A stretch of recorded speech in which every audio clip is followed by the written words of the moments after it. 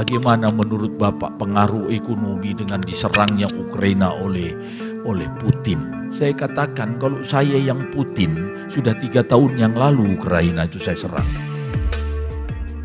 Syederlun beberapa waktu lalu, Gubernur Sumatera Utara Edi Rahmayadi membuat pernyataan mengejutkan. Ia mengatakan akan menyerang Ukraina 3 tahun yang lalu jika menjadi Presiden Rusia Vladimir Putin. Edi menyebut bahwa Ukraina mengganggu stabilitas negara.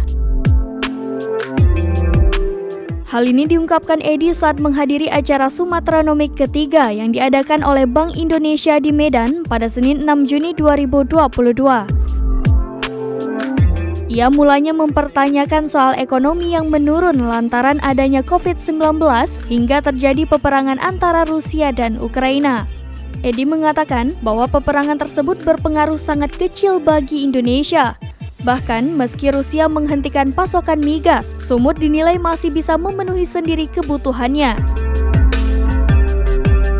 Ia kemudian menceritakan mengenai tanggapannya ketika ditanya soal konflik Rusia-Ukraina tersebut. Edi mengatakan jika ia menjadi Putin, ia akan menyerang Ukraina 3 tahun yang lalu dibanding saat ini. Edi Rahmayadi beralasan karena Ukraina sebagai negara kecil yang mengganggu stabilitas Rusia.